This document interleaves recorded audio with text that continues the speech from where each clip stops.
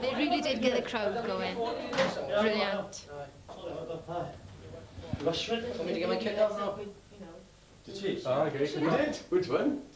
I was watching all the girls were watching you. Yeah, there was one girl down the front. She was dribbling looking at you. I was going to chuck her my towel, I was. Wait in your face, man. Anyways, Virgin Voice,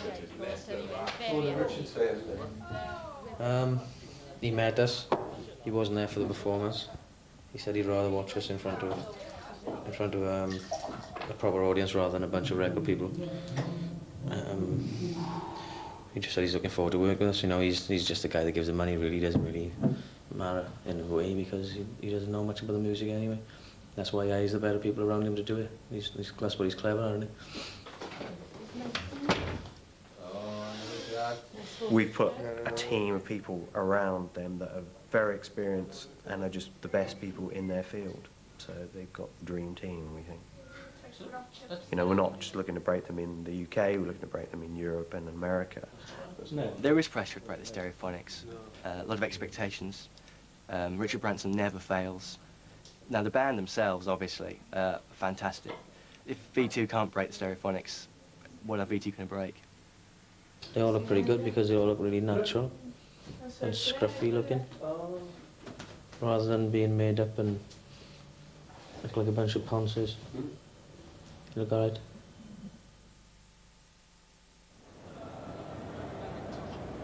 We had a phone call Tuesday, and they said, fancy supporting the Who Friday and Saturday? And we said, nah. Yeah, we said yes, really.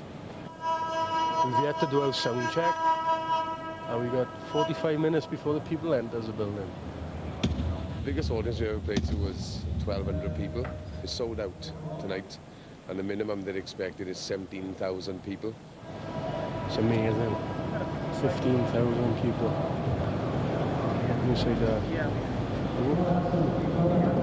The worst part of it is Kelly's really ill. He got a cold and the flu, and he's been sleeping all day backstage. From Commandment to this. Unreal. Before Kelly or even any one of them were born, what's happening to them now happened to me 20 odd years ago. I worked with a rock legend myself, Roy Orbison. There was record companies coming down to see me and producers.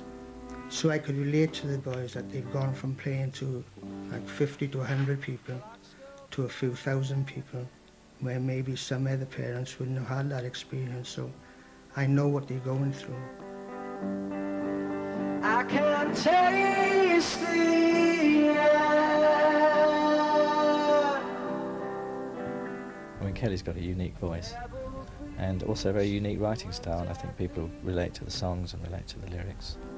Painted red, where I hear the news for the first. We've got a great village, and we've got a load of characters in that village that we can write about. That's the way Kelly gets his little plays, as he calls them.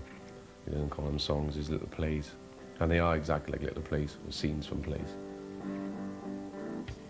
There was never many books in my house. We're not really big readers. I admit I've never actually read a book.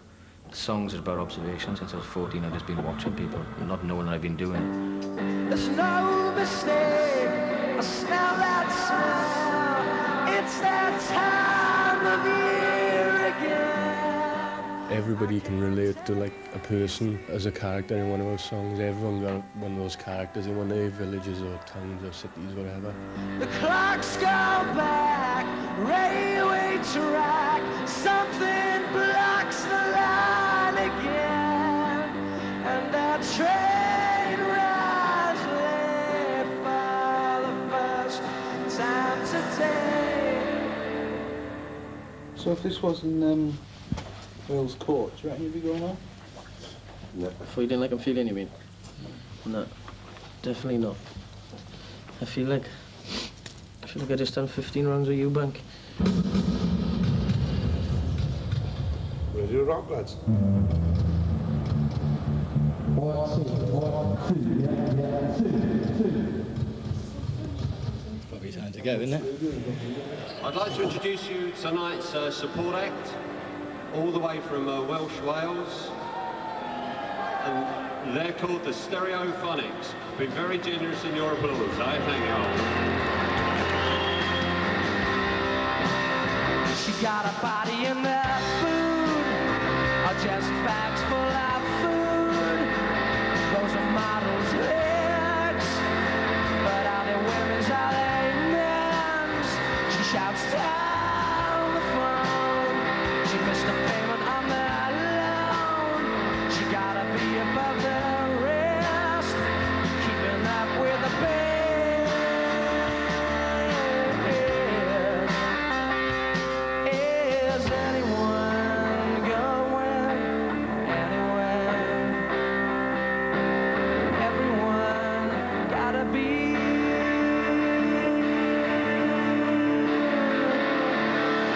somewhere. We were just sitting in the car one day driving through London, and he was in a traffic jam, and I was looking around at all the other people in the cars and thinking, well, what are they all doing? Where are they all going, you know? And that's how that song came about. So, travelling will widen his experience and probably widen his views on the world, and hopefully his writing as well. Is anyone going anywhere? Is anyone going anywhere? Is anyone going anywhere? Everyone gotta be somewhere.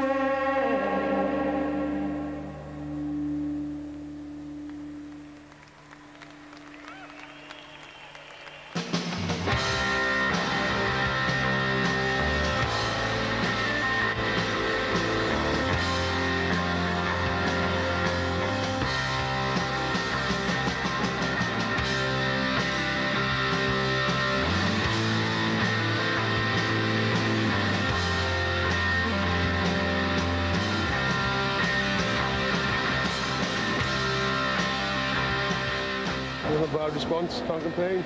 We're not the who. Not yet, anyway.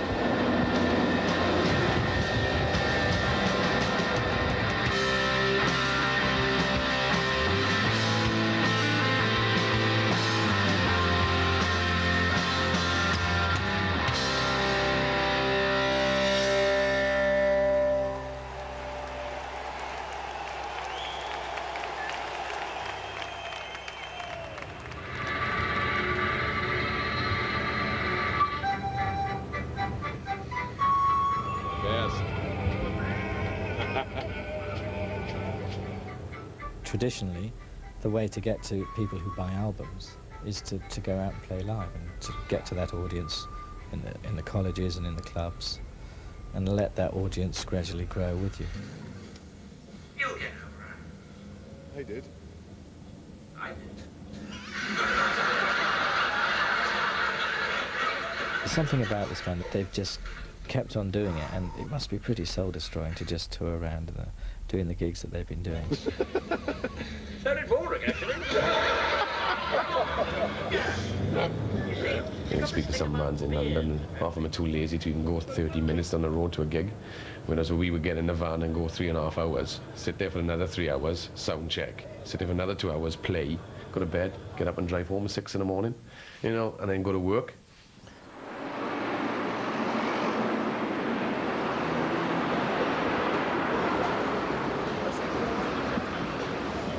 Keep me down, please.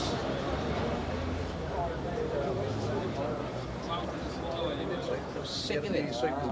And I was really calm today, you know, not stressed. All these that were running around worrying about guest lists, and I didn't give a flying fiddle. Come on, boys, we've got another band to do. They're clueless.